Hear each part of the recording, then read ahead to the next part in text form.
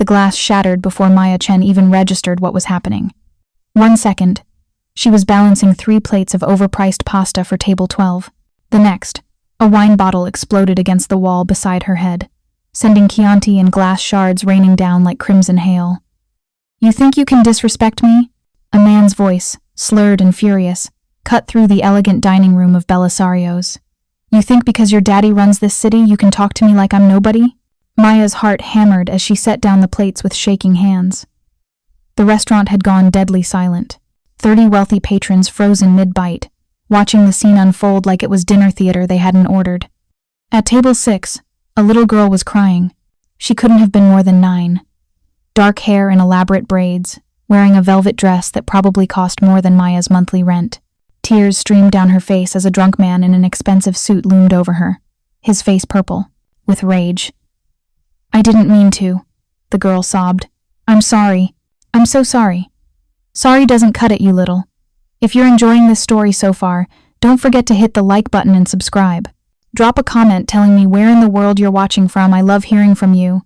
Maya should have stayed out of it. In her 3 years working at Belisario's, Manhattan's most exclusive Italian restaurant, she'd learned the golden rule: mind your business. Rich people's drama wasn't her problem. She was there to serve food, collect tips, and get home to her tiny studio apartment in Queens. But that little girl's face, twisted with fear and humiliation, reminded Maya too much of herself at that age. Small, scared, trying to apologize for existing. The man grabbed the girl's arm, yanking her halfway out of her chair. Maya moved before her brain could catch up. "Sir," her voice came out steadier than she felt. "I think there's been a misunderstanding." The drunk man's head swiveled toward her, eyes bloodshot and mean. "Who the hell are you?" "I'm Maya, your server tonight." She forced a smile, the same customer service mask she'd perfected over years of dealing with entitled assholes. "I saw what happened. The young lady accidentally bumped your table when she was heading to the restroom. It was clearly an accident." "An accident?" He barked a laugh. "She spilled my $50 a glass wine all over my Armani jacket." Maya glanced at the jacket. There was barely a splash on it. This wasn't about wine. This was about a drunk man looking for someone to bully, and he'd chosen a child. "The restaurant will cover your dry cleaning," Maya said smoothly. "And your next bottle is on the house. Why don't we—" "I don't want a free bottle." He took a step toward Maya, still gripping the girl's arm. "I want this spoiled brat to learn some respect." The girl whimpered, trying to pull away. Her eyes darted toward the restaurant entrance, searching desperately for someone. Her father, probably. But whoever she was waiting for wasn't there. Maya's hands clenched. She thought about her own childhood, her mother's bruises, the way men like this always found someone smaller to hurt. Let her go. Maya's voice had lost its customer service sweetness. "Now." The man's eyes narrowed. "Or what?" "Or I'm calling the police and telling them you're assaulting a minor in a public restaurant." Maya pulled out her phone. "Pretty sure that's not great for business, especially when there are 30 witnesses." For a moment, the entire restaurant held its breath. The man's grip tightened on the girl's arm hard enough to leave marks. The girl cried out, and Maya did something incredibly stupid. She stepped forward and twisted the man's wrist, using a pressure point. Her ex-boyfriend, a cop, had taught her for self-defense. Not hard enough to break anything, but enough to make his hand open reflexively. The girl stumbled free, backing away from the table. "You, bitch." The man swung at Maya. She ducked, but not fast enough. His fist clipped her shoulder, sending her crashing into a nearby table. Plates shattered. A woman screamed. Pain exploded through Maya's side where she'd hit the table edge. The little girl was running now, making for the entrance, her face pale with terror. The drunk man started after her. Maya grabbed his jacket, yanking him backward. "Security! Where the hell was security? Where was the manager? Why was nobody?" The man backhanded her. Maya's head snapped to the side, her vision exploding with stars. She tasted blood. The floor rushed up to meet her as she collapsed, her temple cracking against the hardwood. Through the ringing in her ears, she heard shouting, running footsteps. The little girl's voice, high and terrified. "Papa! Papa! The lady helped me!" Maya tried to push herself up, but her arms wouldn't cooperate. Everything spun. Warm blood trickled down her face from a cut above her eyebrow. Then, silence. Not the absence of sound, but something heavier. The kind of silence that fell when something dangerous entered a room. Who touched my daughter? The voice was quiet, controlled, and absolutely terrifying in its calmness. Maya managed to lift her head, blinking through the blood and dizziness. A man stood in the restaurant entrance, and everything about him screamed power. He was tall, maybe 6'2", wearing a charcoal suit that had been tailored within an inch of its life. Dark hair, angular features, and eyes that could have been carved from black ice. The little girl clung to his leg, sobbing into his pants. "Papa, that man hurt me. He grabbed me and the waitress tried to help and he hit her and—" "Shh, Stella." The man's hand rested on his daughter's head with surprising gentleness. "I'm here now." Behind him, 4 men in dark suits fanned out across the restaurant.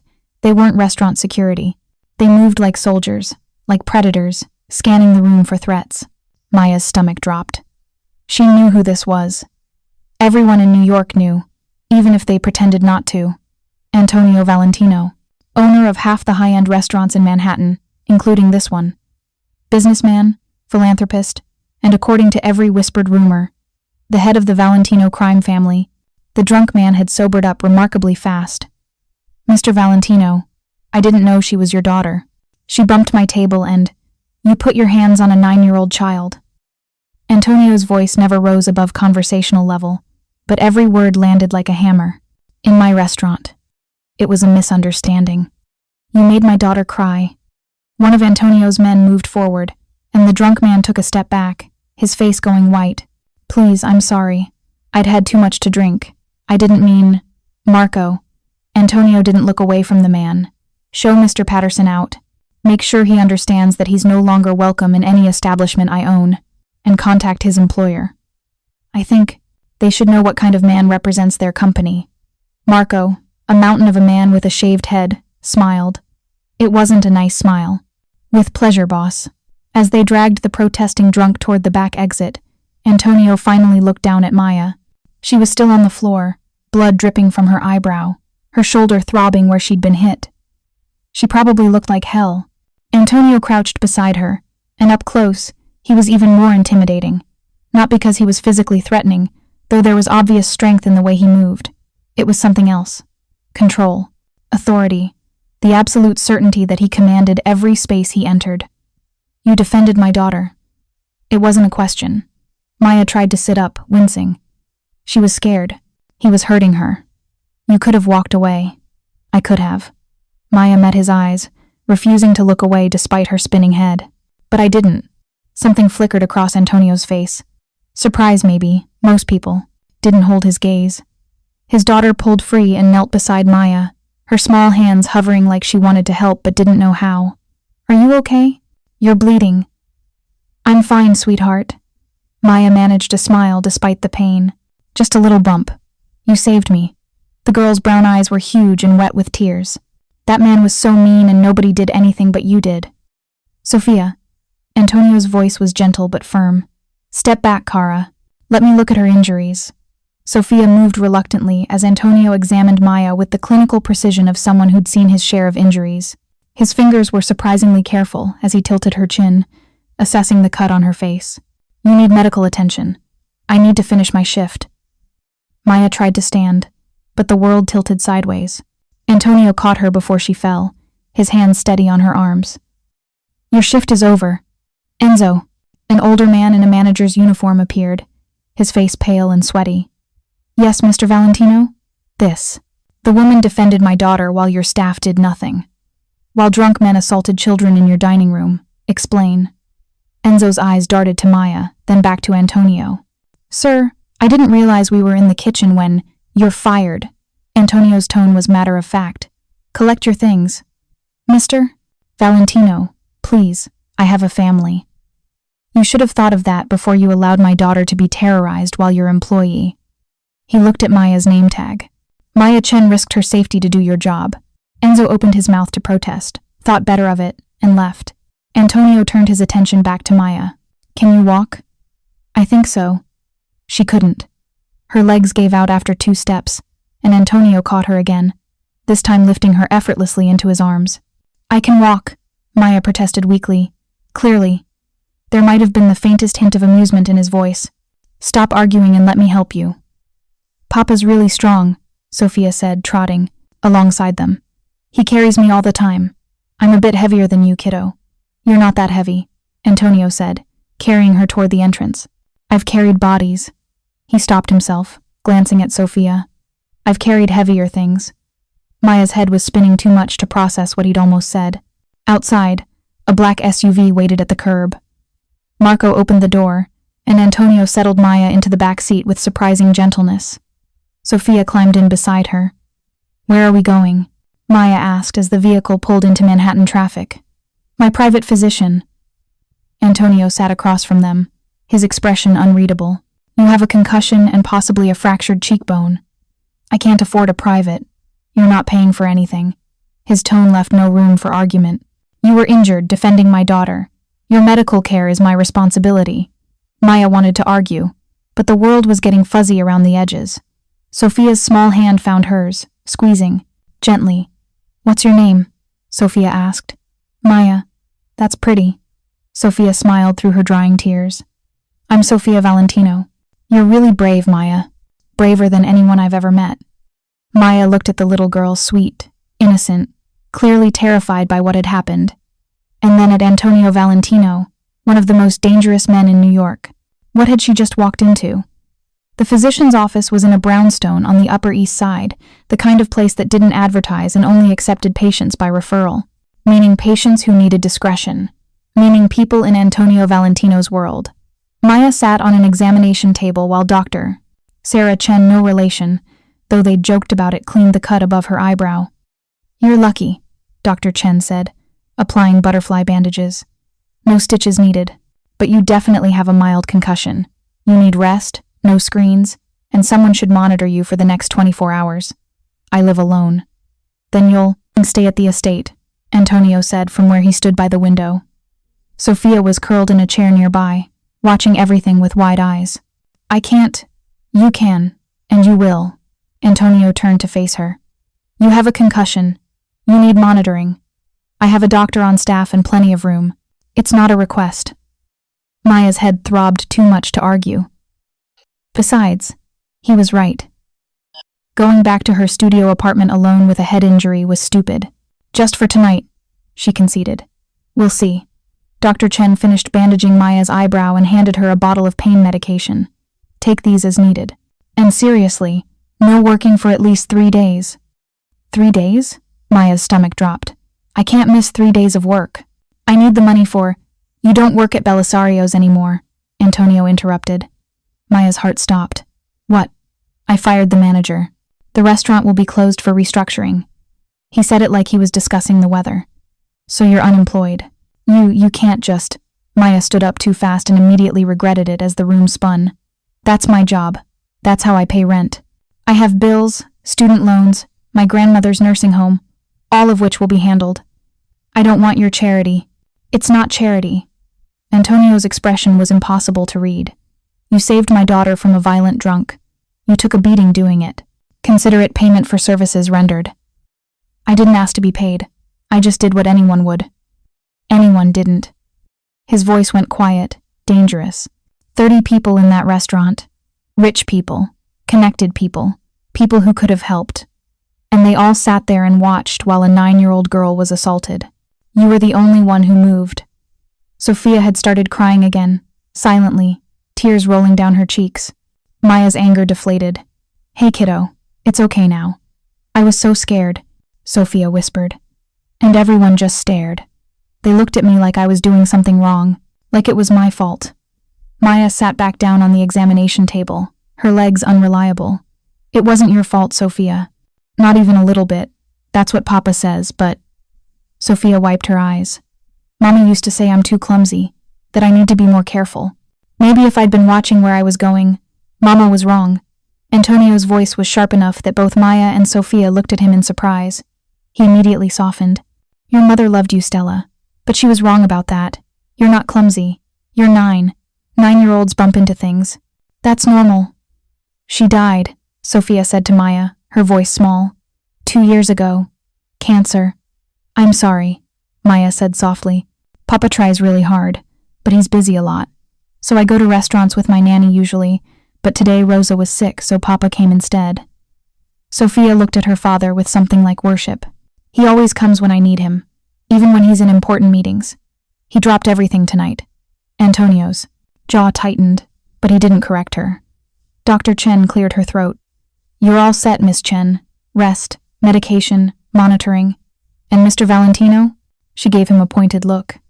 Make sure she actually rests. I will.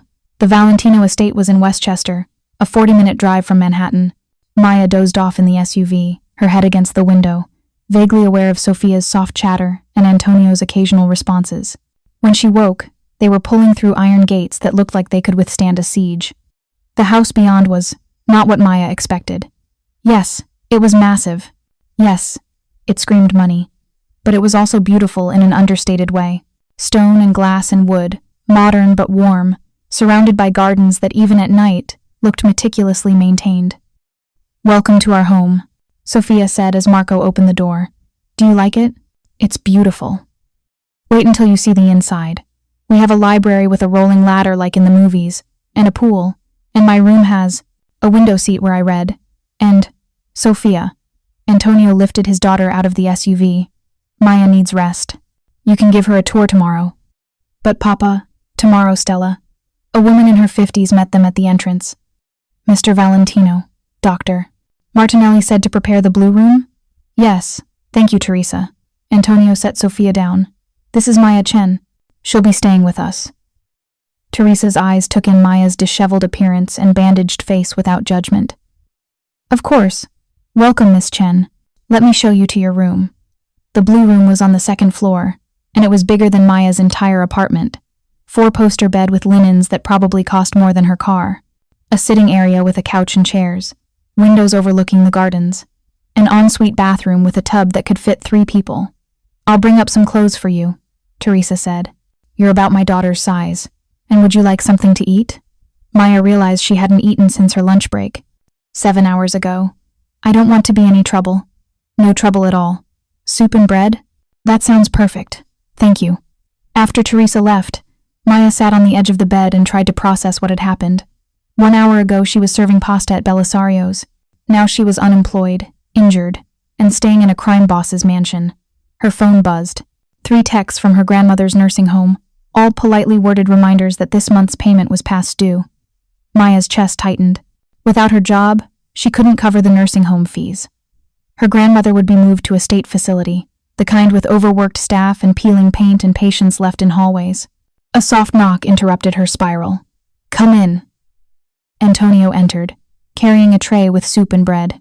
Teresa was held up. I offered to bring this. He set the tray on the small table by the window, and Maya noticed he'd changed out of his blood-spattered suit into dark slacks and a simple white shirt, sleeves rolled to his elbows. Thank you, Maya said. For everything. The doctor, the room, the food. You didn't have to. I did. Antonio remained standing, his hands in his pockets. You protected Sophia when no one else would. That deserves more than a thank you and a handshake. Maya picked up the spoon, her hands shaking slightly. The soup was rich and warming, clearly homemade. She's a sweet kid, Maya said. She shouldn't have had to go through that. No, she shouldn't. Antonio moved to the window, looking out at the dark gardens. Her mother's death was difficult. Sophia became fragile, anxious. She has nightmares. She's afraid of loud noises. And tonight confirmed every fear she has about the world being cruel. The pain in his voice was raw, unguarded. But she also saw someone stand up for her, Maya said softly. She saw that not everyone is cruel, that some people help. Antonio turned, and in the lamplight, he looked younger, more vulnerable. You didn't hesitate. You didn't calculate the cost. You just moved. I've been that scared little girl, Maya admitted. Different circumstances, but I know what it feels like when no one helps. Tell me. It wasn't a demand, but it wasn't quite a request either. Maya found herself talking anyway. Maybe because of the concussion. Maybe because something about this dangerous man made her feel inexplicably safe. My father was abusive, she said quietly. Mostly to my mother, but sometimes to me. We lived in a nice neighborhood, good schools, normal on the outside, and everyone knew the neighbors, my teachers, even the police who came those few times. but nobody did anything. Because he was charming. Because my mother made excuses. Because interfering in family business was awkward. Antonio listened without interrupting. When I was Sophia's age, my father broke my mother's arm. It happened in our front yard. 3 neighbors saw. And they all went back inside their houses and closed their curtains. Maya's voice was steady, but her hands weren't. That's when I learned that most people won't help, even when they should, even when it costs them nothing. What happened to your father? Heart attack when I was 16. He died angry at a McDonald's drive-thru. Maya laughed bitterly. My mother cried at his funeral. I didn't. And your mother? Died 3 years later. Stroke. The doctors said the years of stress probably contributed. Maya set down her spoon. My grandmother raised me after that. She's in a nursing home now. Early Alzheimer's. She doesn't always remember me, but when she does, she tells me I'm the bravest person she knows. She's right. Maya looked up, surprised. Antonio had moved closer, standing just a few feet away. What you did tonight took courage. Real courage. The kind most people don't have. I just couldn't stand by and... Most people can. Most people do. His dark eyes held hers. You're not most people, Maya Chen. The way he said, her name, with that slight accent curling around the syllables, made something in her chest flutter. I should let you rest, Antonio said, moving toward the door. If you need anything, press the button on the nightstand. Teresa will come. Antonio? He paused, hand on the doorknob. Thank you for believing Sophia. For taking her seriously. A lot of parents wouldn't have. His expression was difficult to read. She's my daughter. Believing her isn't optional. After he left, Maya finished her soup and changed into the clothes. Teresa had brought soft pajamas that smelled like lavender. She should have felt uncomfortable in this stranger's house, in the home of a man whose business was built on things she didn't want to know about. But when she finally crawled into bed, surrounded by luxury she'd never experienced, all she felt was safe. And that terrified her more than anything else that had happened tonight. Maya woke to sunlight streaming through unfamiliar windows, and a small face hovering inches from hers. You're awake! Sophia bounced on the edge of the bed. I've been waiting forever. Teresa said I couldn't wake you because you need rest, but you've been sleeping for like 10 whole hours, and I wanted to make sure you were okay, and also to say thank you properly. And Papa said I was being too excited, but I can't help it because... Sophia, Antonio's voice came from the doorway, amused but firm. Breathing. Remember breathing. Sophia took an exaggerated breath. Sorry. I'm just really happy you're here. Maya sat up slowly, testing her head. It still ached, but the sharp pain had dulled to a manageable throb. The cut above her eyebrow pulled slightly when she raised her eyebrows. How are you feeling? Antonio asked. He was dressed for business today. Charcoal suit, crisp white shirt, silver cufflinks that probably cost more than Maya's car. Like I got hit by a drunk guy in a restaurant. Technically accurate. The corner of his mouth twitched. Almost a smile. Dr. Martinelli will check on you this morning. Until then, Sophia has apparently planned your entire day. I made a schedule. Sophia pulled out a piece of paper covered in crayon drawings. First breakfast, then I show you the library. Then we can paint if you want. And then lunch. And then Maya rests. Antonio interrupted gently. She's recovering, Stella. We need to be careful with her. Sophia's face fell. But she just got here. I'm not going anywhere, Maya said, surprising herself with how much she meant it. We can do a mini version of your schedule. How about breakfast in the library? Then I rest for a bit. Sophia's smile returned, bright as the sun. Yes. Come on. Teresa made pancakes and they're the best pancakes in the whole entire world. Maya glanced at Antonio, who nodded. I have meetings this morning, but Teresa and Marco will be here. If you need anything, we'll be fine, Maya said. Won't we, Sophia? Definitely fine. The finest. Sophia grabbed Maya's hand.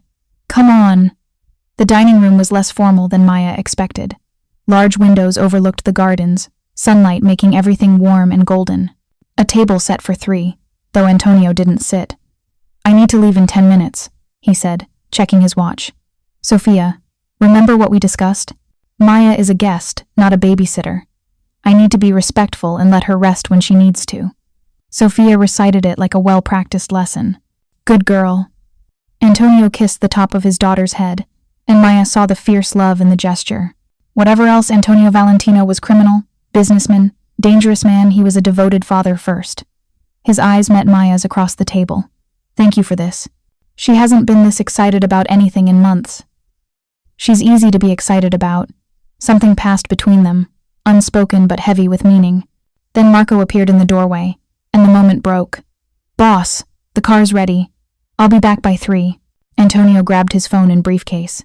Maya, please don't let Sophia talk you into anything dangerous. She has very creative ideas about what constitutes fun. I do not. Sophia protested through a mouthful of pancakes.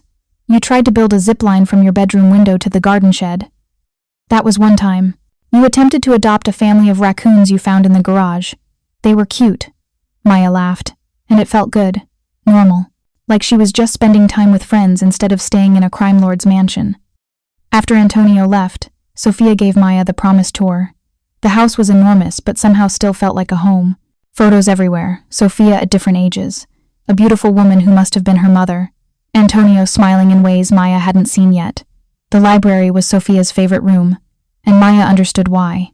Floor-to-ceiling shelves packed with books, a rolling ladder, window seats with cushions, and a reading nook with beanbags and fairy lights. Mama used to read to me here every night, Sophia said, running her fingers along the spines.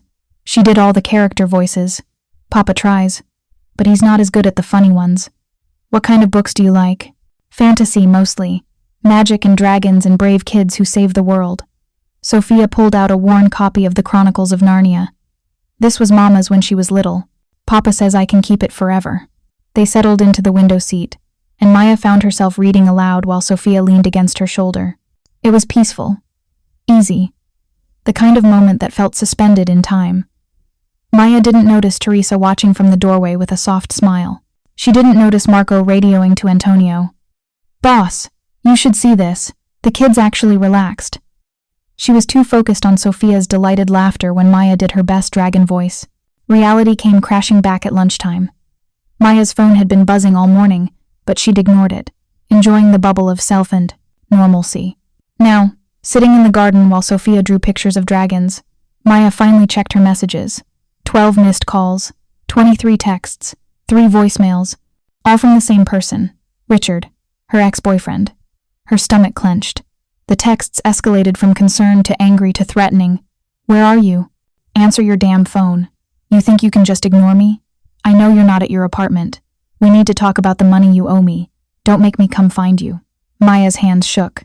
She'd broken up with Richard 6 months ago when his drinking got worse, when his jealousy turned violent, when he'd grabbed her hard enough to leave bruises, and then cried and apologized and promised it would never happen again. It had happened again. She'd moved apartments, changed her schedule, blocked his number. But Richard was a cop with access to resources she didn't have. He always found her. And now he knew she wasn't home. Maya? Sophia's voice was concerned. Are you okay? You look scared. I'm fine, sweetie. Just some work stuff. Liar. Sophia's perception was uncomfortably sharp. You look like I feel when I have nightmares. Before Maya could respond, Marco appeared on the garden path, his expression serious. Miss Chen, there's a situation. Could you come with me, please? Maya's blood went cold.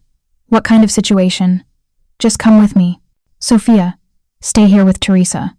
But now, Sophia. The tone left no room for argument. Maya followed Marco through the house to Antonio's study, her mind racing through possibilities. Had Richard found her? Had something happened with her grandmother? Was she in trouble for Antonio stood by his desk, phone pressed to his ear, his expression darker than Maya had ever seen it? I don't care what excuse he has. He comes near my property again. He disappears. Understood? He hung up and looked at Maya. Sit down. What happened? You tell me. Antonio pulled up his computer, turning the screen toward her. Security footage, from your apartment building. This man showed up an hour ago. He convinced your landlord to let him in by claiming to be your boyfriend. He tore apart your apartment looking for something. When he didn't find it, he took several of your possessions and left. The screen showed Richard, recognizable even in the grainy footage, shoving Maya's things into a bag. He's my ex, Maya said quietly. I broke up with him 6 months ago. He won't accept it. Is he the reason you flinch when people raise their voices? Antonio's voice was dangerously calm. The reason you have a scar on your left wrist? Maya's hand automatically went to her wrist, where a thin white line marked where Richard had grabbed her, and she'd pulled away, cutting herself on broken glass. How did you? I run background checks on everyone who enters my home, especially people around my daughter. Antonio leaned back against his desk.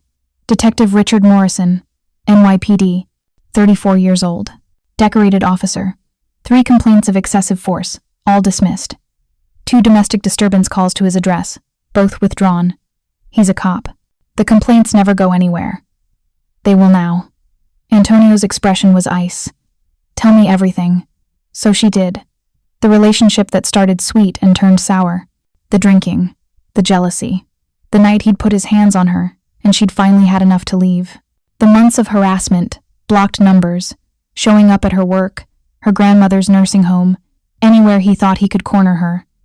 I got a restraining order, Maya said, but it's just paper. He's a cop. He knows how to work around it. Not anymore. Antonio made a call. Vincent? I need information on Detective Richard Morrison, NYPD. Everything finances, communications, dirty laundry. I want to know every rule he's broken, every corner he's cut, every person he's wronged. And I want it by tonight. He hung up and looked at Maya. He won't bother you again. You can't just... I can, and I will. Antonio's voice was absolute. He put his hands on you. He's harassing you. And now he's broken into your apartment. Those are crimes, Maya. Just because he has a badge doesn't make them legal. If you go after a cop, it'll bring attention, heat. I don't want to cause problems for... You're not causing problems. He is. Antonio moved closer, and Maya found herself pinned by the intensity of his gaze. Listen to me very carefully. You are under my protection now. That means no one cop, criminal, or otherwise gets to hurt you. Ever. Do you understand? Maya's breath caught. Why? Why do you care? Because you saved my daughter. His voice softened slightly. Because Sophia trusts you, and my daughter's instincts are rarely wrong. And because... He stopped himself, jaw tightening. Because what? Antonio was quiet for a long moment. Because when I saw you on that restaurant floor, bleeding because you defended a child you didn't know, I saw something I thought didn't exist in my world anymore. Goodness. Real, uncalculated goodness. The air between them felt charged, heavy. I'm not good, Maya whispered. I'm just a waitress who... You're a woman who takes beatings for strangers, who works 2 jobs to pay for her grandmother's care, who reads to a lonely little girl like she has all the time in the world. Antonio's dark eyes held hers. Don't minimize what that means. A knock on the door broke the moment. Boss? Marco's voice. We have the X on camera. He's heading north on the sawmill. Want me to intercept? Antonio's expression went cold again, the vulnerable moment vanishing behind the crime boss mask. No. Let him go. For now. But put surveillance on him. I want to know everywhere he goes. Everyone he talks to. Copy that. After Marco left, Antonio turned back to Maya. You're staying here. Not just tonight. Until the threat is neutralized. I can't just move in. You're not moving in. You're accepting temporary protection while I handle a dangerous situation. He moved to his desk, pulling out a folder. I had Teresa pack your essentials from the apartment before your ex destroyed it. You'll need clothes, toiletries, anything personal. Make a list and Marco will retrieve it. Antonio, this is too much. It's not enough. He handed her the folder. Your grandmother's nursing home bill has been paid. 6 months in advance. I also made a donation to upgrade her to their premium care wing. Maya's hand shook as she opened the folder. Her grandmother's account statement, showing a 0 balance. A letter from the nursing home director thanking Mr. Valentino for his generous contribution. I can't accept this. You already have. It's done. Antonio's tone left no room for argument. Consider it payment for what you did for Sophia. Or consider it a gift. I don't care which. But your grandmother will have the care she needs. Tears burned Maya's eyes. Why are you doing this? Because I can. Because I want to. He paused. And because watching you sacrifice everything for the people you love reminds me why any of this, he gestured around the study, the house, the empire he'd built, matters in the first place. Before Maya could respond, Sophia burst through the door, Teresa right behind her looking apologetic. I'm sorry, Mr. Valentino. She got away from me. Maya! Sophia ran to her, throwing her arms around Maya's waist. Teresa said you're staying longer. Is it true? Please say it's true. Maya looked over Sophia's head at Antonio, who was watching them with an expression she couldn't quite read. Yeah, kiddo, Maya said softly, making a decision that terrified and thrilled her in equal measure. I'm staying. Sophia's delighted squeal echoed through the study, and Antonio Valentino really smiled for the first time since Maya had met him. That evening, Maya stood in her new room. The blue room was apparently hers, for the foreseeable future, staring at her phone. Richard had called 6 more times, left 2 voicemails. The first was apologetic. Baby, I'm sorry. I just miss you. Can we talk? The second was threatening. You think you can hide from me? I know people, Maya. I'll find you. She should have been terrified. Instead, she felt something else. Safe.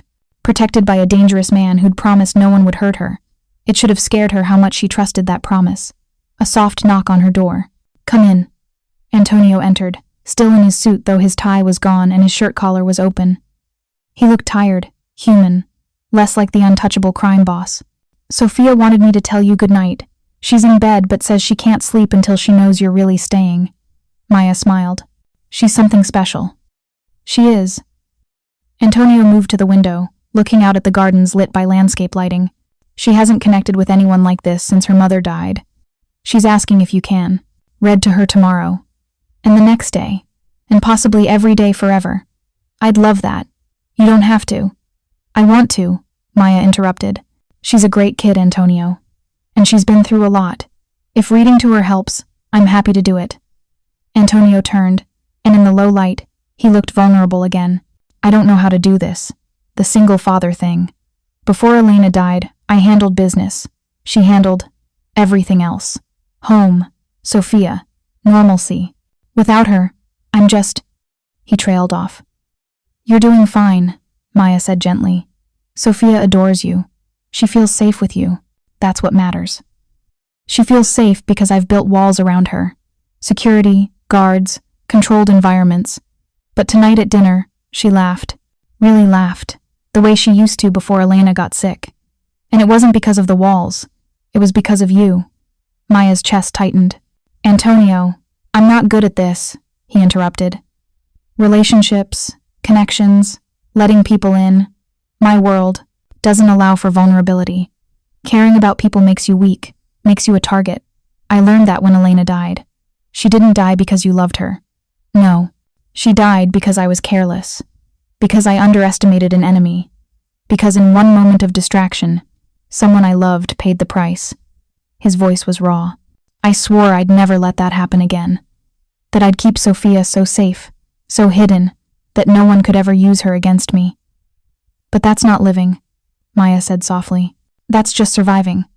Antonio looked at her, something complicated moving behind his eyes. You've been here one day, and you're already changing everything. Sophia wants to go to the park tomorrow. The park, Maya. She hasn't asked to go anywhere in public in 6 months. She's too scared. But today she asked if you could take her to feed the ducks. Is that a problem? It terrifies me, he admitted. Because what you said is right. We've been surviving, not living. And I don't know if I remember how to do anything else. The honesty in his voice broke something open in Maya's chest. This wasn't the powerful crime boss or the controlled businessman. This was just a father, scared and lost, trying to do right by his daughter. Then we'll figure it out together, Maya said. 1 duck at a time. Antonio smiled, and it transformed his face. Made him look younger, less burdened. 1 duck at a time. I like that. He moved toward the door, then paused. Maya, thank you. For being here. For helping Sophia. He seemed to struggle with the words.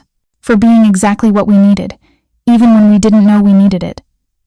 After he left, Maya sat on the edge of the bed, her mind spinning. 24 hours ago, she was a waitress struggling to make rent. Now she was living in a mansion, protected by a crime boss, reading stories to his daughter, and feeling things she absolutely should not be feeling. Her phone buzzed. Another text from Richard. You can't hide forever. But as Maya, I looked around the blue room. At the safety Antonio had provided. At the life that was somehow unfolding around her. She realized something. She wasn't hiding. For the first time in years, She was living. The next 3 days passed in a blur of strange normalcy. Maya fell into a routine. Mornings with Sophia reading, painting, exploring the gardens. Afternoons of rest while Sophia had her lessons with her tutor. Evenings with dinner, sometimes just her and Sophia, sometimes with Antonio when his meetings ended early. The house staff had stopped looking at her like a curiosity. Teresa actively sought her opinions on Sophia's meals. Marco checked in regularly, updating her on the situation with Richard, though he was vague on details. And Sophia bloomed like a flower in sunlight. She talked more, laughed more, asked questions about everything. She wanted Maya's opinion on her drawings, her book choices, her ideas for what adventure they should have next. "Can we really go to the park? Tomorrow?" Sophia asked on the third evening. They were in the library. Sophia curled against Maya's side with a book about dragons. "If your dad says it's okay?" "He will. He listens to you." Sophia looked up with knowing eyes that seemed far too old for 9. "He's different when you're here. Less sad." Maya's heart skipped. "Your dad's not sad, Sophia." "Yes, he is. He's been sad since Mama died. He tries to hide it, but I can tell." Sophia's voice was matter of fact. "But when you're here, he smiles more. He stays for dinner instead of working. He looks lighter." Before Maya could respond, the man in question appeared in the doorway. "Someone talking about me?" Antonio's tone was light, but his eyes went immediately to Maya. "I was telling Maya that you're less sad when she's here," Sophia announced with the brutal honesty of children. Antonio's expression flickered. "Sophia, it's true. You laugh at dinner now. You don't disappear into your office all night.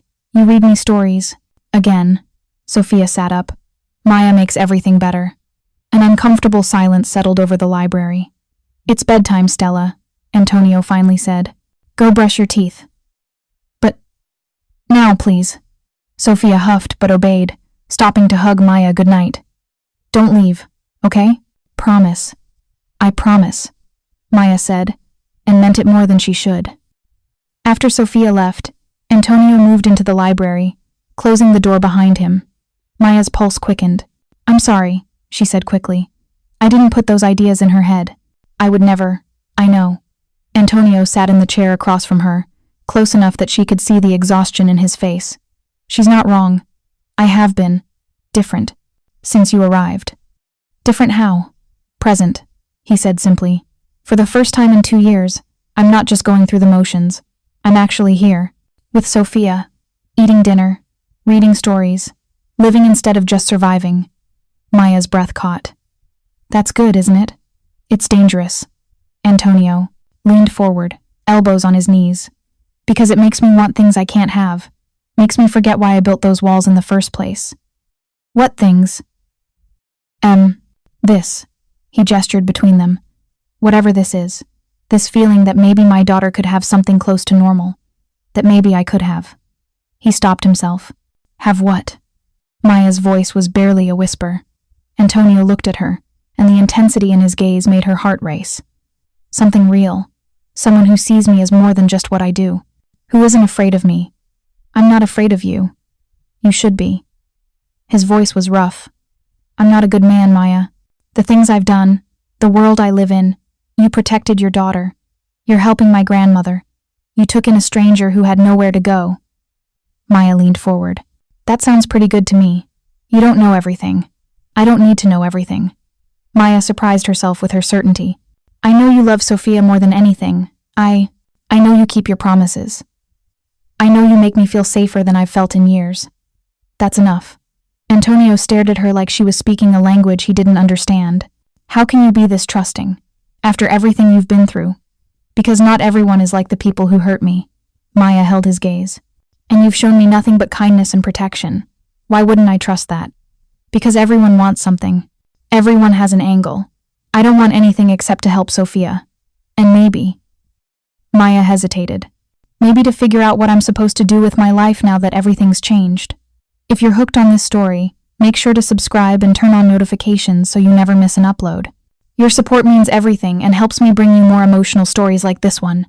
Antonio was quiet for a long moment. Then, "What if you stayed? Not just temporarily. What if you became Sophia's official companion? Guardian, tutor, whatever title you want." She needs someone like you in her life. Someone steady, kind, real. Maya's heart pounded. Are you offering me a job? I'm offering you a place here. With us. He stopped himself. With Sophia. She needs you. Just Sophia? Maya wanted to ask, but didn't. I'll think about it, she said instead. Take all the time you need. Antonio stood, and Maya felt the loss of his proximity like a physical thing. But Maya, whatever you decide, thank you. For these 3 days, for showing me what we were missing. After he left, Maya sat in the library for a long time, surrounded by books and fairy lights, and the lingering warmth of whatever was building between her and Antonio Valentino. She should leave. Should run from this complicated, dangerous situation before she got in too deep. But when she thought about walking away from Sophia's laughter, from Teresa's kind smiles, from Antonio's rare moments of vulnerability, she couldn't do it. She was already in too deep. A threat came on the 4th night. Maya was reading in her room when Marco burst through the door without knocking, his face grim. We need to move you. Now. Maya's blood went cold. What happened? Your ex. He's connected some dots.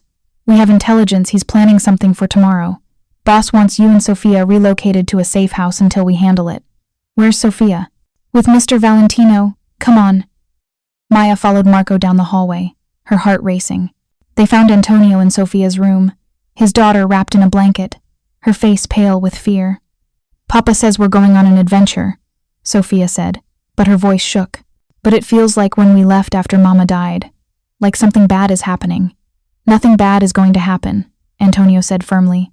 I promise, Stella. This is just a precaution. Because of Maya? Sophia looked at her. Is someone trying to hurt Maya? The guilt hit Maya like a freight train. Sophia. Yes, Antonio interrupted, his voice gentle but, be honest. Someone Maya used to know is making threats. So we're all going somewhere safe until my people make those threats go away. The bad man from before? Sophia's eyes were too knowing. The one who hurt you? Maya nodded, unable to speak. Sophia untangled herself from her blanket and crossed to Maya, taking her hand. Don't worry. Papa's really good at making bad people go away. He'll keep you safe. He keeps everyone safe. The trust in her voice broke Maya's heart. Ready? Marco appeared with 2 bags. Cars are in position.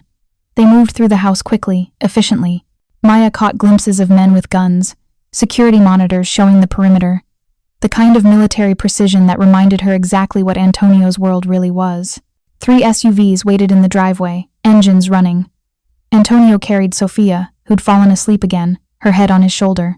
Maya climbed into the middle vehicle, Antonio settling Sophia between them. As they pulled through the gates, Maya saw the full security detail. 6 vehicles, at least a dozen armed men. This wasn't a simple precaution. This was war. Where are we going? She asked quietly. A property in Connecticut. Off the books, untraceable. Antonio's hand rested on Sophia's head, protective. It's safe. Richard Morrison won't find you there. How bad is the threat? Antonio's jaw tightened. Bad enough that I'm not taking chances. He's been making calls, reaching out to people who have grievances with me, trying to build a case that you're connected to criminal activity, that Sophia's in danger around you. What? Maya's stomach dropped. That's insane. I've been here 4 days. He's desperate. Desperate men do stupid things. Antonio's voice was cold. He thinks if he can prove you're involved with me, involved in illegal activity, he can force you to come to him for protection. That's obsessive, controlling, and exactly the behavior I expected from someone like him. Antonio's dark eyes met hers, which is why he won't succeed. Vincent's team is already building a counter case. By the time we're done, Detective Morrison will be too busy defending himself to threaten anyone. You're going to destroy his career. I'm going to destroy his ability to hurt you. His career is just collateral damage. No regret, no hesitation, just cold certainty. Maya should have been horrified. Instead, she felt relief. The safe house was a modern cabin deep in the Connecticut woods, large enough for comfort, remote enough for security. Men were already positioned around the perimeter when they arrived. Sophia woke as they carried her inside, confused and scared. Where are we? On an adventure, remember? Antonio smoothed her hair. Just like camping. I don't like this adventure. Sophia clung to him. I want to go home. Soon, Stella. I promise. Teresa had somehow arrived before them and had the house warm, beds made, Sophia's favorite snacks ready. The woman was a miracle worker. After Sophia finally settled into sleep, Maya lying beside her until she stopped crying. Maya found Antonio on the deck, staring into the dark woods. "She's scared," Maya said softly. "I know." His voice was tight. "This is exactly what I was trying to avoid. Fear, uncertainty, her life being disrupted by violence. This isn't your fault, isn't it?" Antonio turned to face her.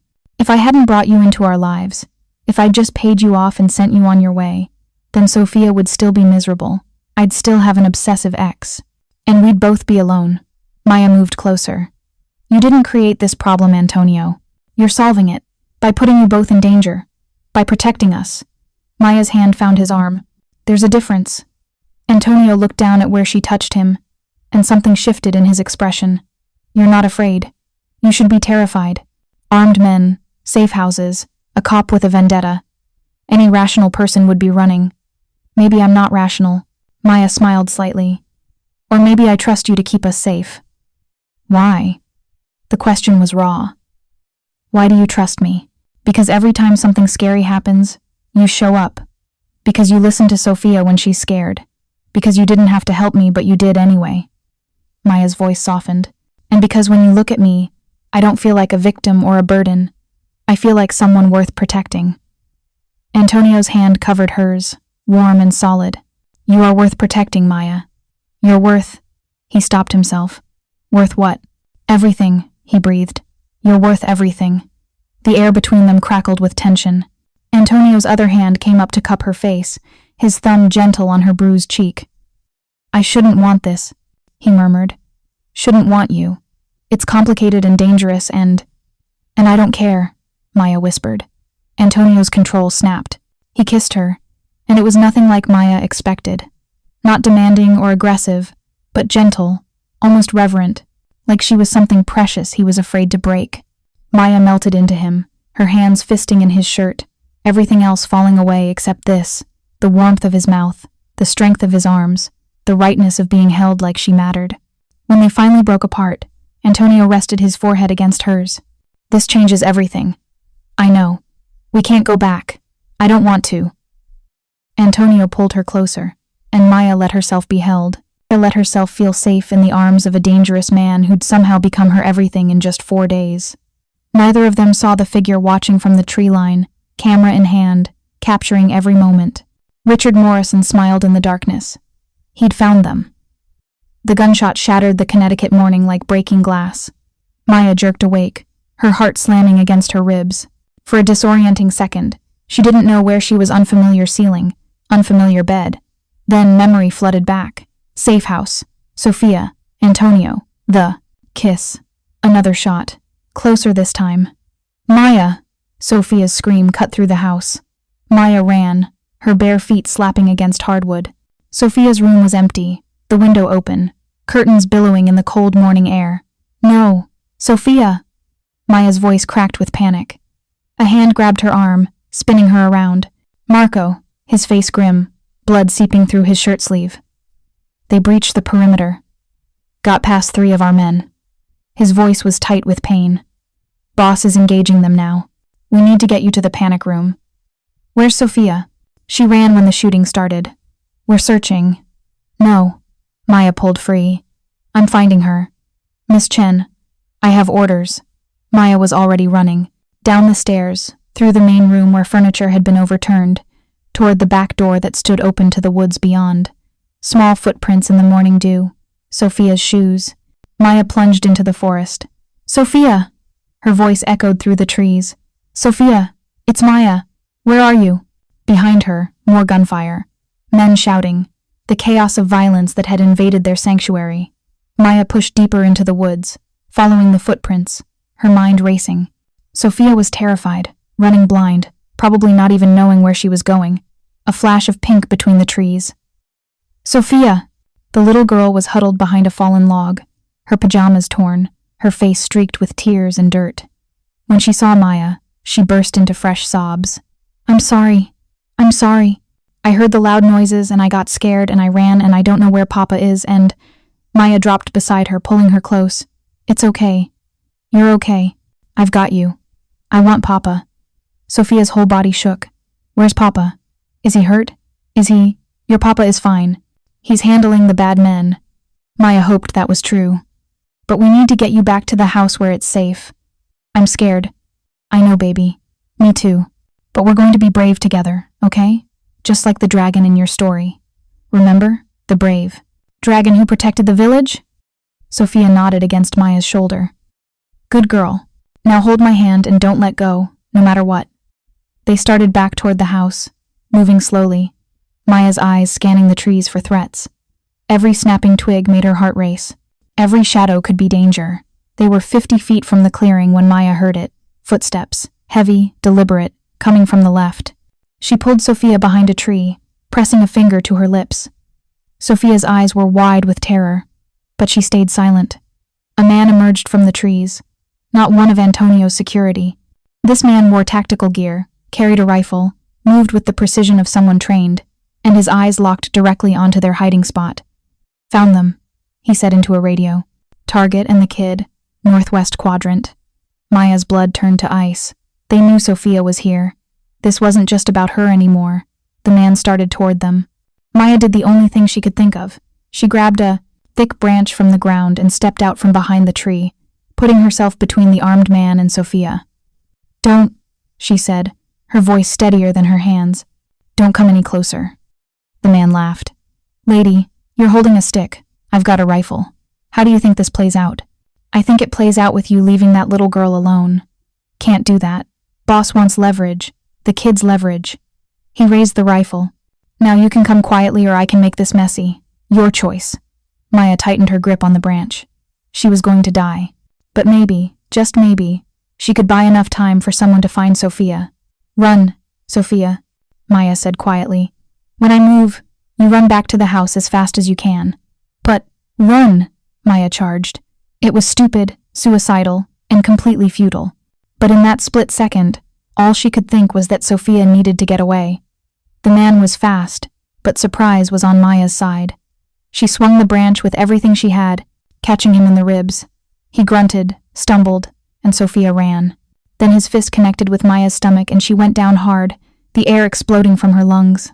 Stupid bitch, he snarled, raising the rifle. The shot rang out, but it wasn't from his gun. The man dropped, blood blooming across his chest. Behind him, Antonio stood with a smoking pistol, his face carved from stone, his eyes absolutely murderous. Maya. He was beside her in seconds, hands gentle despite the violence still humming through him. Are you hurt? Sophia, she ran. Marco has her. She's safe. Antonio helped her sit up, his hands scanning for injuries. You charged an armed man with a tree branch. He was going to shoot Sophia. He was going to shoot you. Antonio's voice was rough. And then I would have burned down the entire eastern seaboard finding who sent him. More of Antonio's men emerged from the trees, weapons drawn, securing the area. One checked the dead man's pockets, pulling out a phone and wallet. Boss, the man called. You need to see this. Antonio left Maya long enough to examine what they'd found. When he returned, his expression was darker than she'd ever seen it. Richard Morrison is behind this.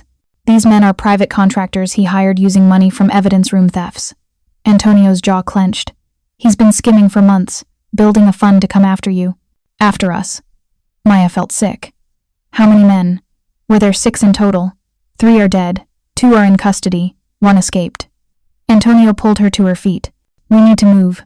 Now. This location is compromised. They found Sophia in Marco's arms, her face buried against his shoulder, her whole body shaking with sobs. The moment she saw Antonio, she lunged for him. Papa! Papa! The bad men came and Maya saved me and there was shooting and... I know, Stella. I know. Antonio held her tight, his eyes closing briefly. You're safe now. I promise. I want to go home. Sophia's voice was small, broken. Please, Papa. I just want to go home. We will. Soon. Antonio looked at Maya over his daughter's head, and she saw the weight of responsibility, of fear, of fury at the danger his family had faced. They loaded into the SUVs within 10 minutes, leaving behind the dead, the blood, the shattered sanctuary. Sophia refused to let go of Maya, clinging to her in the back seat while Antonio made rapid-fire phone calls, orchestrating something Maya could only guess at. Vincent, I want Morrison's entire life dismantled by sunset. I don't care if he's NYPD. He tried to kidnap my daughter.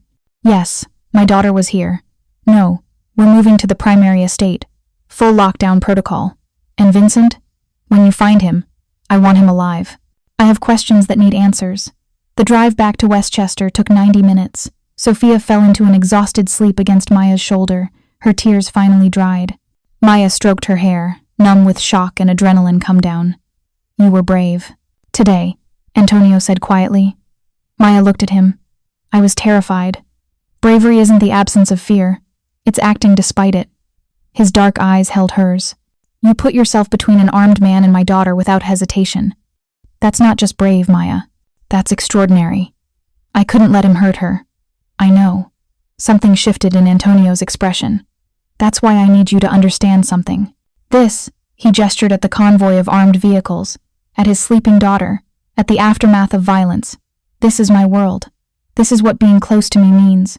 Danger, threats, people trying to use the ones I love as leverage.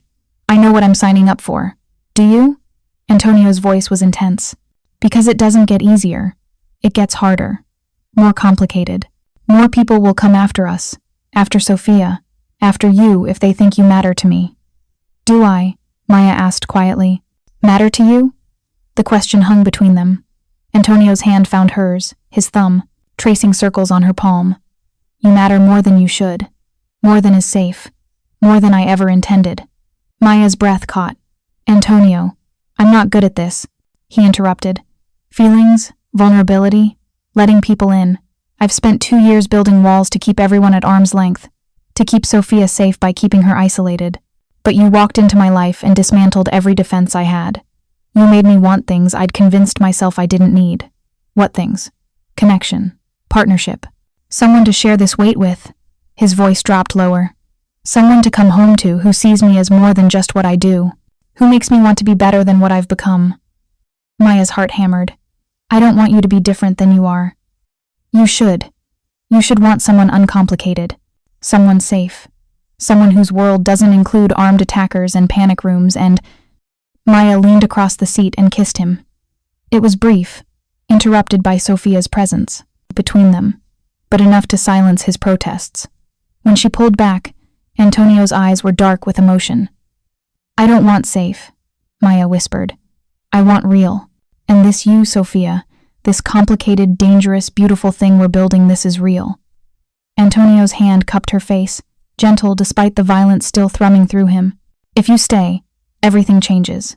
You become part of this family, which means you become a target. Are you sure that's what you want?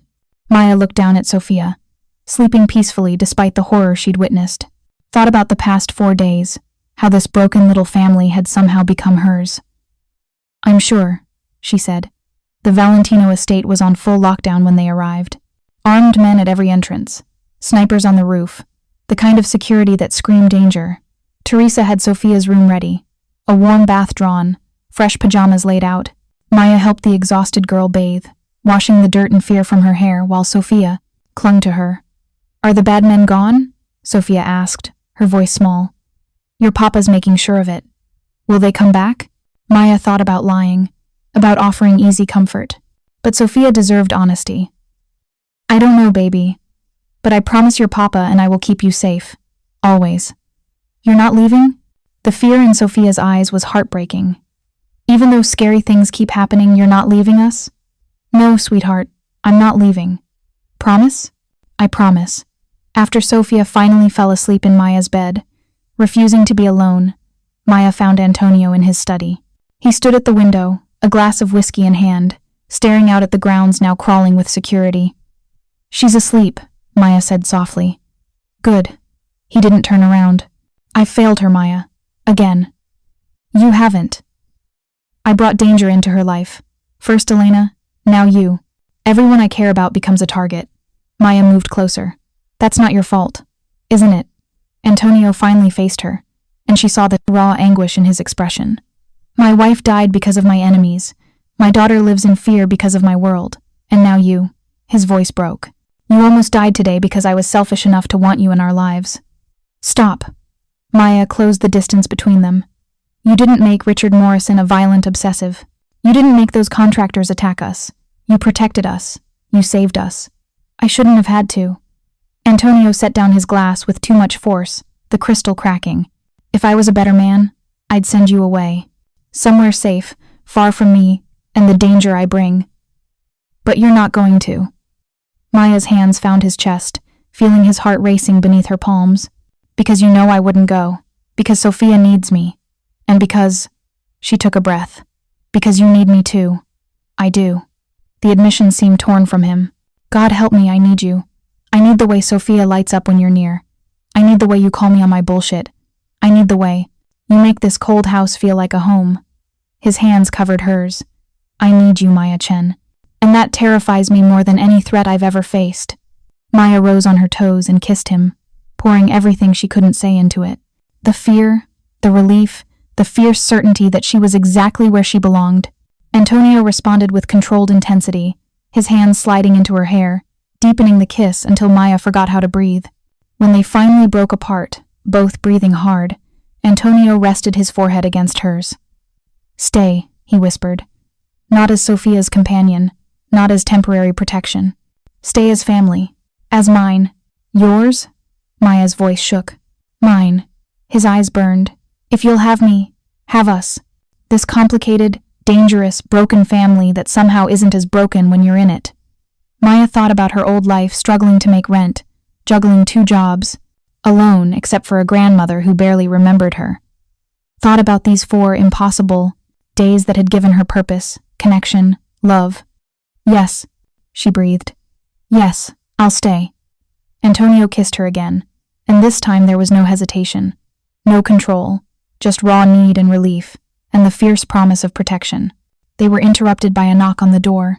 Vincent, Antonio's second in command, entered with a tablet. Boss, you need to see this.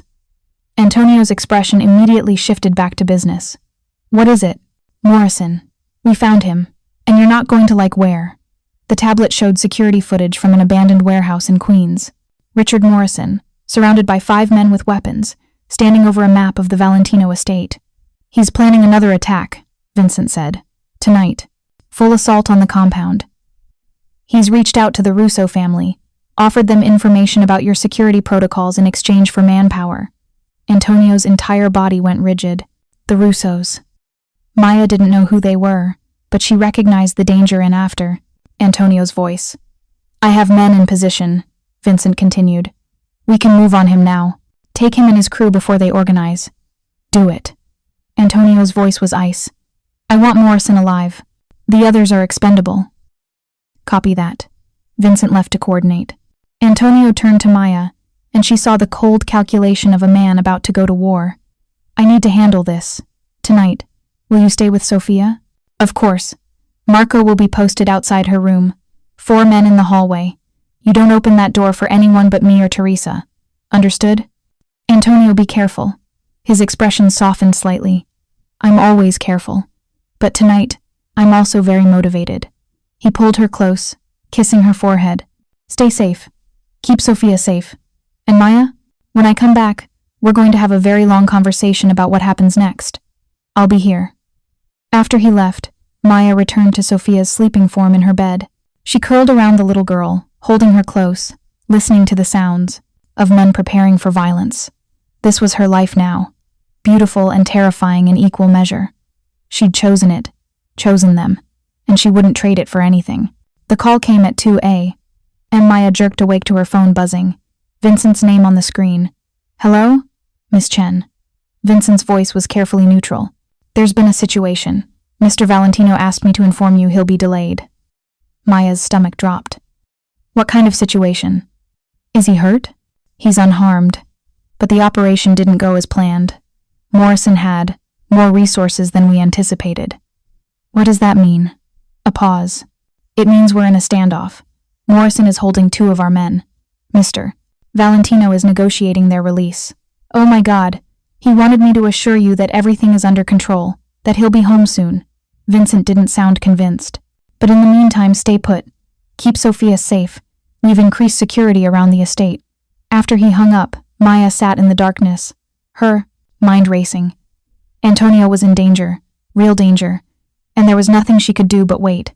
Sophia stirred beside her. Maya, what's wrong? Nothing, baby. Just a phone call. Go back to sleep.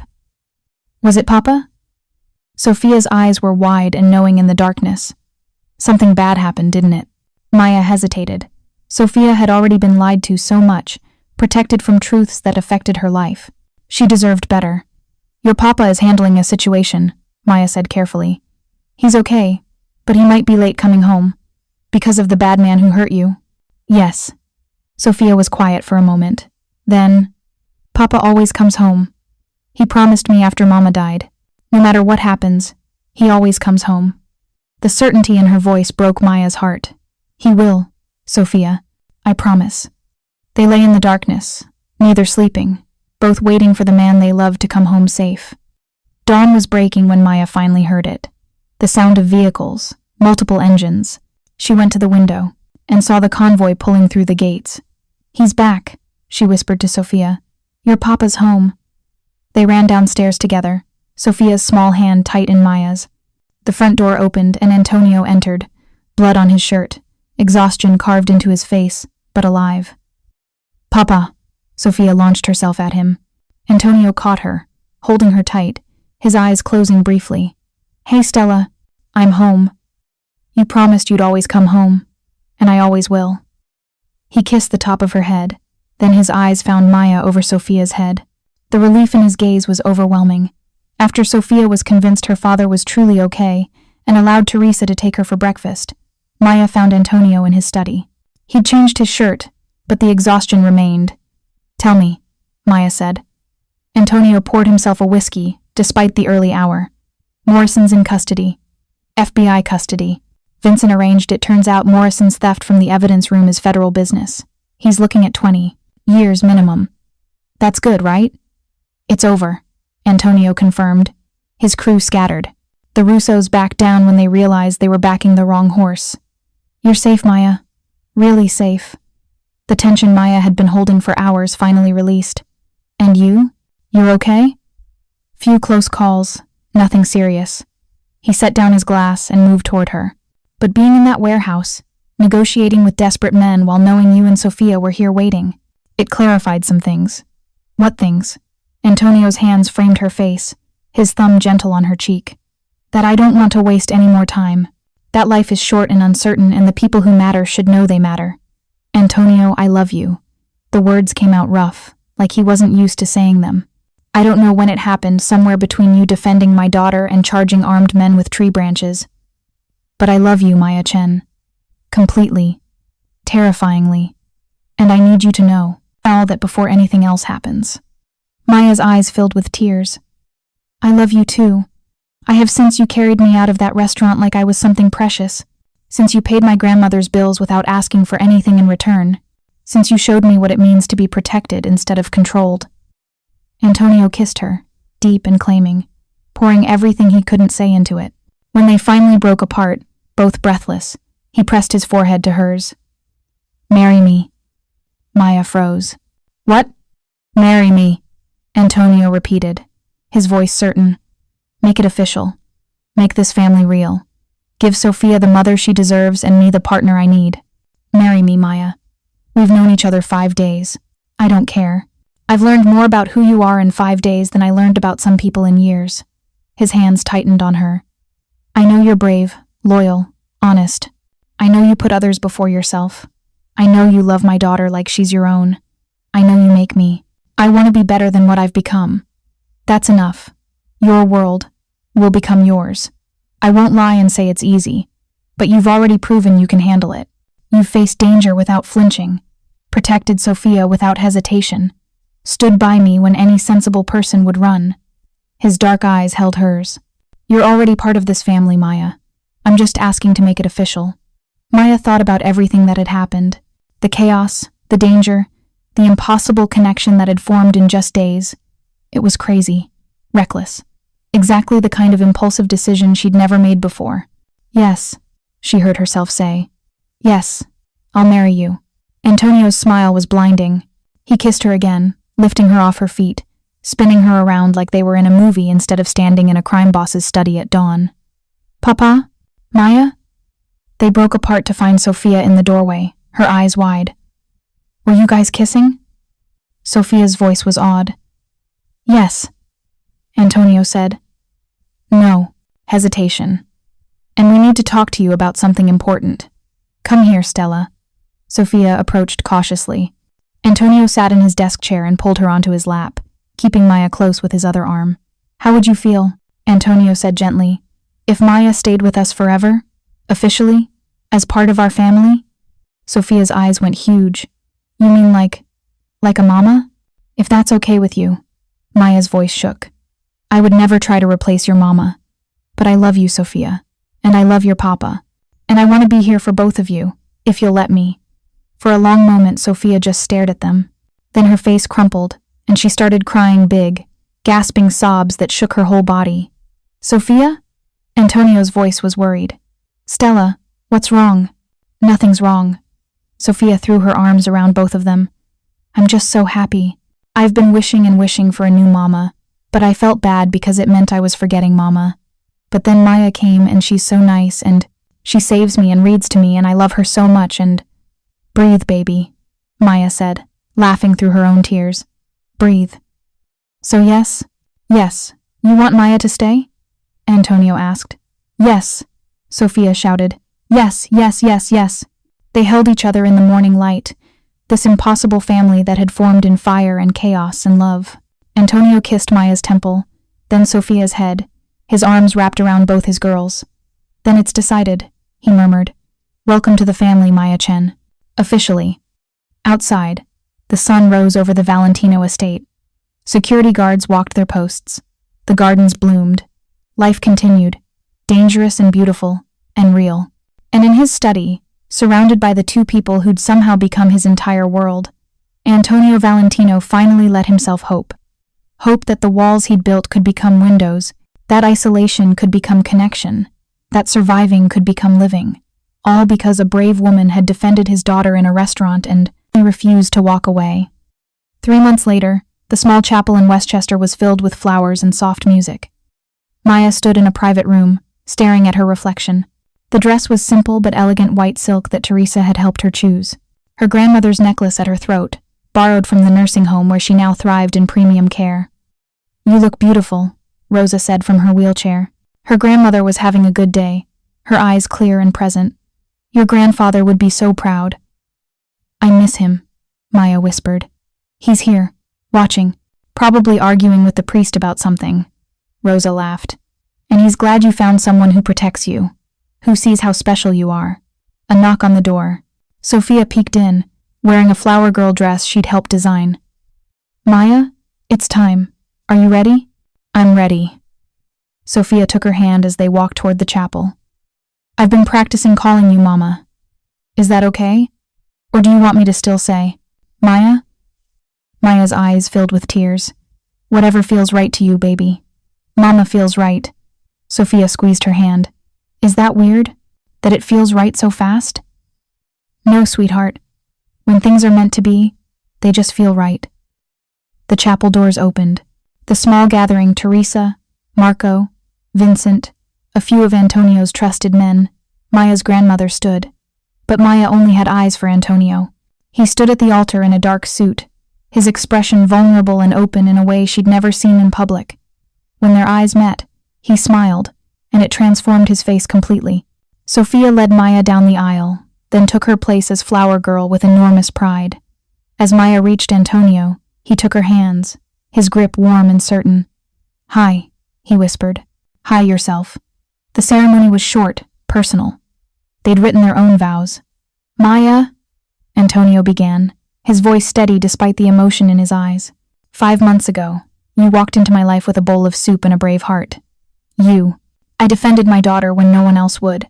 You stayed when any sensible person would have run. You loved us when we were too broken to ask for it." He paused. "You taught me that walls can become windows, that surviving can become living, that love doesn't make you weak, it makes you strong enough to be vulnerable. I promise to protect you, honor you, and love you for the rest of my life.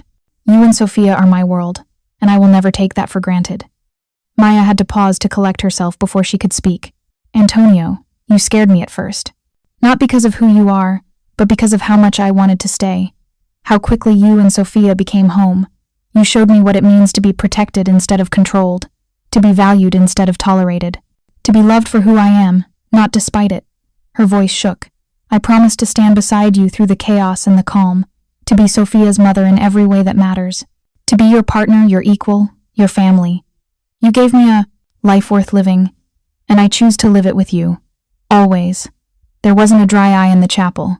When the priest pronounced them married, Antonio pulled Maya close and kissed her with a tenderness that made her heart ache. The small gathering applauded. Sophia cheered loudly enough for 10 people. I love you, Mrs. Valentino. Antonio murmured against her lips. I love you too. Both of you. All of us. At the reception in the estate gardens, Sophia made a toast that had everyone laughing and crying at once. I used to be scared all the time, she said, standing on a chair so everyone could see her. After Mama died, I thought I'd always be scared. But then Maya came and she made everything better. She's brave and kind and she loves me and Papa so much. Sophia looked at them with shining eyes.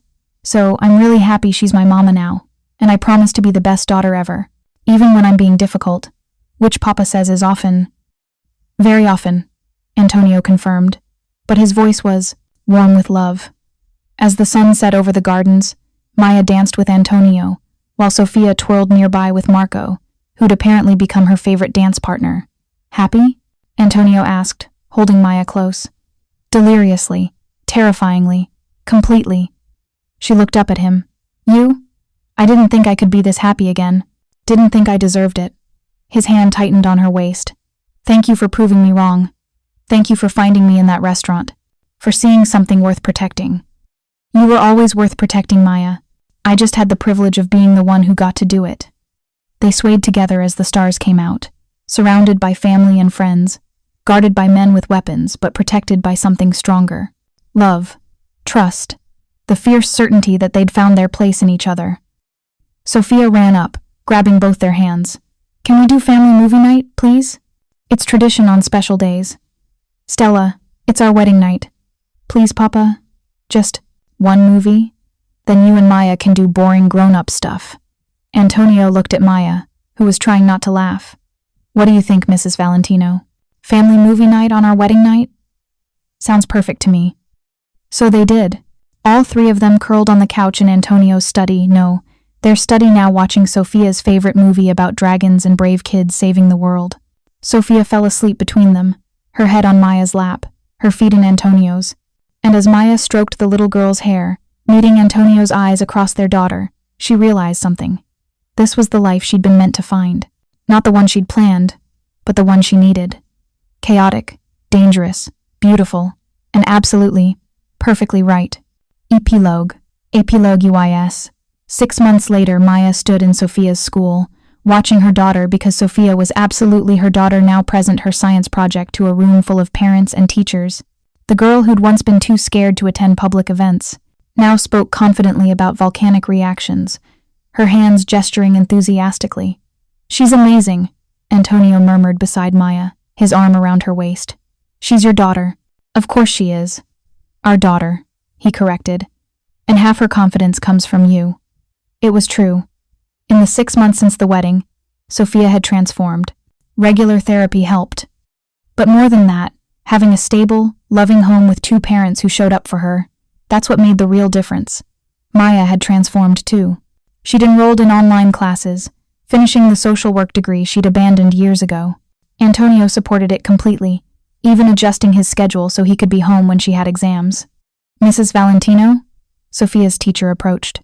I wanted to tell you how proud we are of Sophia's progress. She's become a leader in the classroom.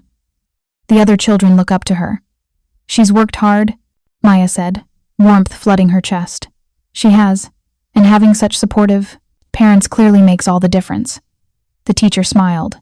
Not every child is lucky enough to have parents who show up for every event, every parent-teacher conference, every school play. After the presentation, they took Sophia for ice cream, her choice of celebration. She chattered about her project, her friends, her plans for the upcoming school talent show. I want to read one of my dragon stories, Sophia announced. The one about the brave dragon who protects the village. Is that okay? That's more than okay, Stella, Antonio said. That's perfect. At home that evening, after Sophia was asleep, Maya found Antonio in the garden, their spot for late-night conversations. "Penny for your thoughts?" she asked, settling beside him. "Just thinking about how different life is now. 6 months ago, I was surviving, going through motions, keeping Sophia safe but keeping her isolated too." He pulled Maya close. "Now she's thriving, going to school, making friends, doing science, projects, and it's because of you. It's because of us, because we're a team. The best team." Antonio kissed her temple. "Speaking of which, I have something to tell you." Maya's heart skipped. "Good something or bad something?" "Good, I think." He paused. "I'm stepping back from certain aspects of the business. Vincent will take over more of the day-to-day operations. I want to be more present. For Sophia, for you, for the family we're building. Antonio, you don't have to. I want to. I've spent years building an empire, proving I'm strong enough to control everything. But the strongest thing I've ever done is admit I can't control everything. That I need help. Need you." His dark eyes held hers. "I don't want to miss Sophia's childhood. Don't want to miss our life together. The empire can run without me micromanaging every detail." Maya's eyes filled with tears. "I'm proud of you. That's a huge step. You make me want to be better. Both of you do." He pulled her closer. I love you, Maya Valentino. Thank you for saving my daughter. For saving me. For making our house a home. I love you too. All of you. This crazy, complicated, beautiful family. They sat together under the stars. Two people who'd found each other in chaos and built something real from the ashes of their broken pasts. Inside, Sophia slept peacefully, no longer haunted by nightmares. In Queens, Richard Morrison sat in a federal prison, no longer a threat to anyone. And in Westchester, in a mansion that had once been a fortress but was now a home, the Valentino family lived. Not perfectly, not without challenges, but with love, trust, and the fierce certainty that they'd fight for each other against anything. Because that's what families do, and they were family, in every way that mattered. Thank you so much for watching until the end. If you loved this story, check out the other videos on your screen now. I think you'll really enjoy them. And don't forget to subscribe if you haven't already.